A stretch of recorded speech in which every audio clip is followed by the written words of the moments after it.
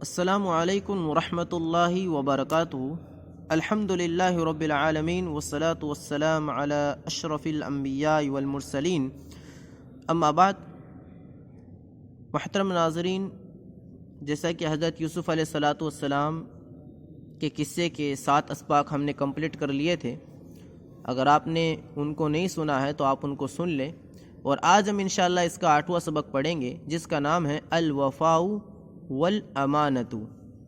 الوفاء یعنی وفاداری، والامانت اور امانت داری، وفاداری اور امانت داری۔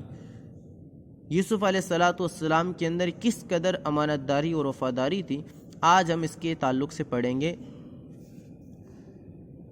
وراودت امرأۃ العزیز، وراودت، راودہ یراودو کے معنی ہوتا ہے مائل کرنا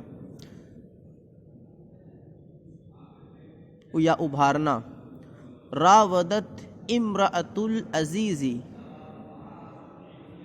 عزیز مصر کی بیوی نے، امرأتن کے معنی عورت ہوتا ہے، تو عزیز کی عورت یعنی عزیز کی بیوی، عزیز مصر کی بیوی نے ابھارا علی یوسف، یوسف علیہ الصلاۃ والسلام کو، علی الخیانتی، خیانت پر یعنی غلط کام کرنے پر یوسف علیہ الصلاۃ والسلام کو عزیز مصر کی بیوی نے ابھارا۔ ولیکن یوسف ابا، ابا یا ابا کے معنی ہوتا ہے انکار کرنا، لیکن یوسف علیہ الصلاۃ والسلام نے انکار کیا یا انکار کر دیا۔ وقال، اور کہا، کلا، ہرگز نہیں، انا لا اخون، کھانا اخون سے خیانت کرنا، لا اخون، اخون یہ واحد متکلم کا صیغہ ہے۔ انا لا اخون، میں خیانت نہیں کروں گا یا میں دھوکہ نہیں دوں گا، سیدی، اپنے آقا کو، اپنے سردار کو، میں اپنے آقا کو، اپنے سردار کو دھوکہ نہیں دوں گا یا اپنے سردار کے ساتھ خیانت نہیں کروں گا۔ انہو، اس لیے کہ وہ، یہ حاضمیر کا جو مرجع لوٹ رہا ہے وہ ہے عزیز مصر، اس لیے کہ وہ، احسن الیہ، اس لیے کہ اس نے، احسن، بہترین سلوک کیا، الیہ، میرے ساتھ، اس لیے کہ اس نے میرے ساتھ بہترین سلوک کیا، واکرمنی، اور میرا اکرام کیا، انی اخاف اللہ، میں اللہ رب العالمین سے ڈرتا ہوں۔ اخافو، خاف اخافو سے واحد متکلم کا صیغہ ہے، اخاف اللہ، اور اللہ یہ اخافو کا مفعول بہ ہے، اور میں اللہ رب العالمین سے ڈرتا ہوں۔ وغضبت امرأۃ العزیز، عزیز مصر کی بیوی غصہ ہوئی، غضب یغضب یعنی غصہ ہونا، عزیز مصر کی بیوی غصہ ہوئی، وشقت، اور اس نے شکایت کی، الی زوجہا، اپنے شوہر کے پاس، اور اس نے اپنے شوہر سے یا اپنے شوہر کے پاس شکایت کی، کس کی؟ یوسف علیہ الصلاۃ والسلام کی۔ وعرف العزیز، عزیز مصر نے جانا یا پہچانا، یا عزیز مصر نے جان لیا، ان امرأۃ کاذبۃ، کہ عورت جھوٹی ہے۔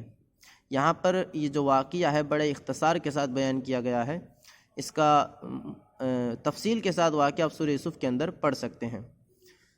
تو یہاں پر عزیز مصر نے جان لیا کہ عورت جھوٹی ہے، وعرف ان یوسف امین، اور اس نے جان لیا یعنی عزیز مصر نے جان لیا کہ یوسف علیہ الصلاۃ والسلام امین، امانت دار ہیں۔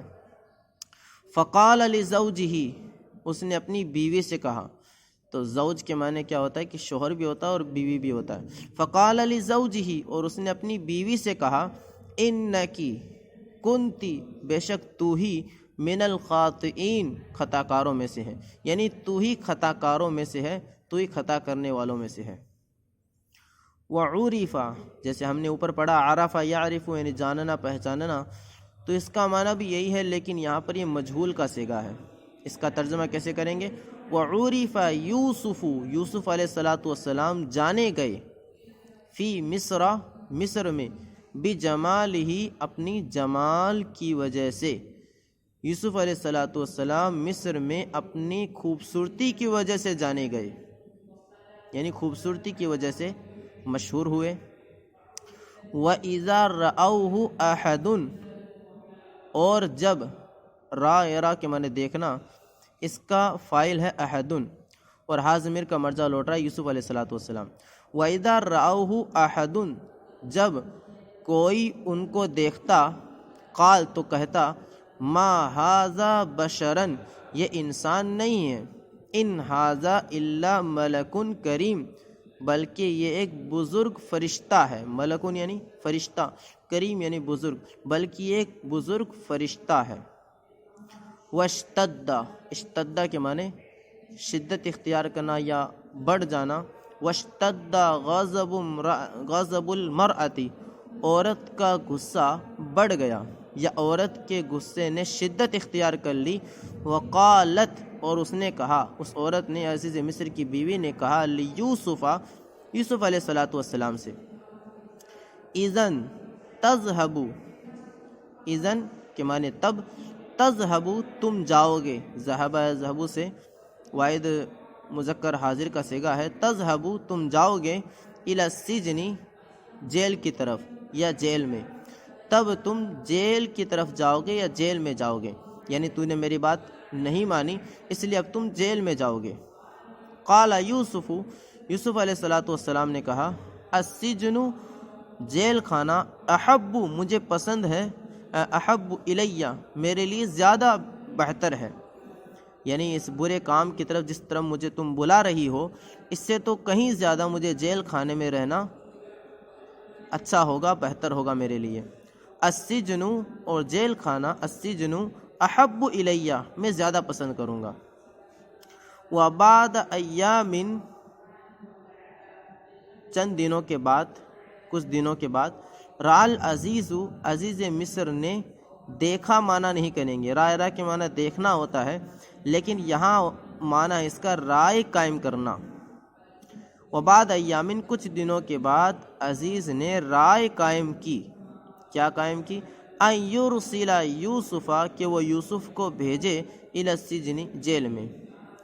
عزیز مصر نے چند دنوں کے بعد یہ رائے قائم کی کہ یوسف علیہ الصلوۃ والسلام کو جیل میں بھیجے، کوئی مصلحت کی بنا پر، تاکہ یہاں پر کسی بھی طرح کے فتنے کا شکار نہ ہو۔ اس وجہ سے انہوں نے یہ رائے قائم کی کہ یوسف علیہ الصلوۃ والسلام کو جیل کی طرف بھیجے یا جیل میں بھیجے۔